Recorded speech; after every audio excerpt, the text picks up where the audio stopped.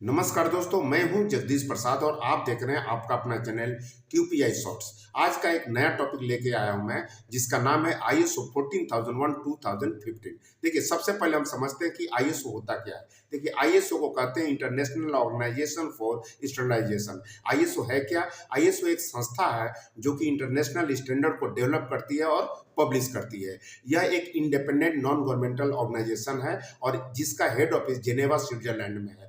जिस तरह से हम जानते हैं कि क्वालिटी मैनेजमेंट सिस्टम के बहुत सारे स्टैंडर्ड होते हैं, जैसे कि आईएसओ 9001 हुआ, आईएटीएफ 169 होता है, इसी तरह से और स्टैंडर्ड होते हैं। ठीक उसी तरह से इन्वायरमेंटल मैनेजमेंट सिस्टम का स्टैंडर्ड का नाम है आईएसओ 14001। तो आइए देखते हैं कि आईएसओ 14001 होता क्या है। देखिए, आईएसओ 14001 2015 एक रिकॉग्नाइज इंटरनेशनल स्टैंडर्ड है जो इफेक्टिव इन्वायरमेंटल मैनेजमेंट सिस्टम के रिक्वायरमेंट को स्पेसिफाई करता है और इम्प्लीमेंट करवाता है।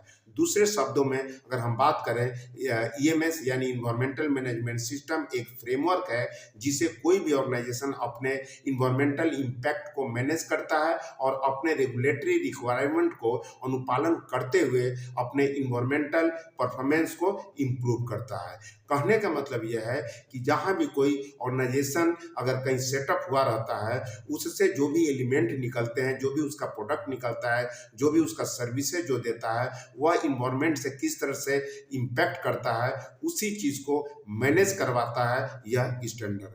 आइए अब हम बात करते हैं कि मेन इसका एम क्या होता है। देखिए, आईएसओ 14001 2015 का मेन एम जो होता है कि ऑर्गेनाइजेशन का जो भी वेस्टेज है या जो उससे पोल्यूशन होता है या एनर्जी कंजम्पशन होता है, उसको आइए अब हम बात करते हैं कि लेटेस्ट वर्जन आईएसओ 14001 का कौन सा है। देखिए, लेटेस्ट वर्जन जो आईएसओ 14001 का जो है वह आईएसओ 14001 2015 है। इसके अगर फर्स्ट एडिशन की अगर हम बात करें, अगर इसकी हिस्ट्री की बात करें, तो सबसे पहले फर्स्ट एडिशन के रूप में आईएसओ 14001 1996 में निकला था। उसके बाद सेकेंड एडिशन 2004 में यानी आईएसओ 14001 2004 निकला था और थर्ड एडिशन जो है वो आईएसओ 14001 2015 के नाम से हम जानते हैं, जो कि आज हम फॉलो करते हैं।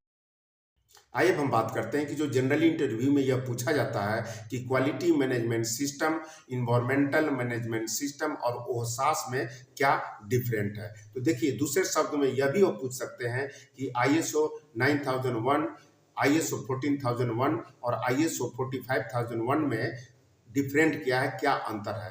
क्योंकि बहुत सारे ऑर्गेनाइजेशन जो है ये तीनों स्टैंडर्ड को इम्प्लीमेंट करते हैं, तो यह जानना बहुत जरूरी है। देखिए, अगर क्वालिटी मैनेजमेंट सिस्टम की बात करें तो यह हमेशा प्रोडक्ट और सर्विसेज की बात करता है और यह जानने की कोशिश करता है कि जो भी कस्टमर का रिक्वायरमेंट है, जो भी रेगुलेटरी रिक्वायरमेंट है, उसको ऑर्गेनाइजेशन फुलफिल कर रहा है कि नहीं।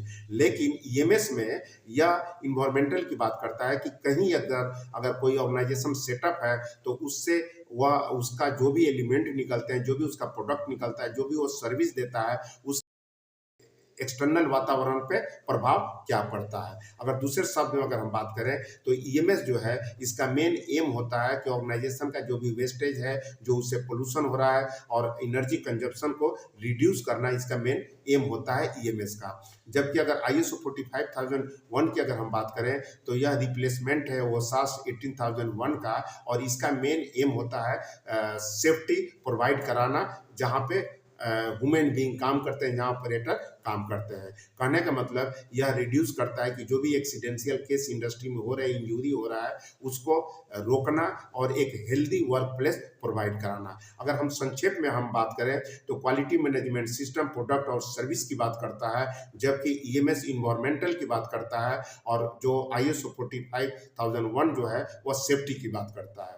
यह डिफरेंट है तीनों में।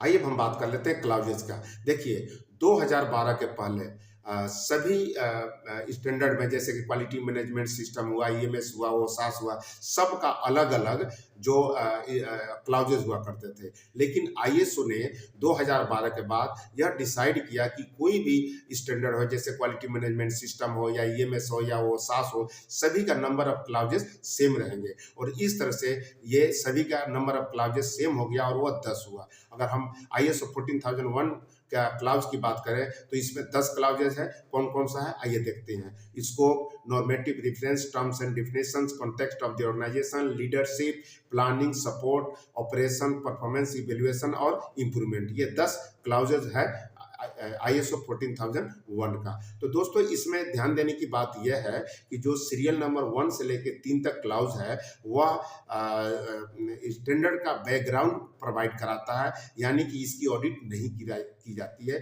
न कराई जाती है। जो ऑडिट होती है वह सीरियल नंबर 4 से लेकर के 10 तक, यानी कि context of the organization, leadership, planning, support, operation, performance evaluation और इंप्रूवमेंट का ऑडिट की जाती है। इसीलिए 4 से लेकर के 10 तक क्लाउज को हम ऑडिटेबल क्लाउज कहते हैं।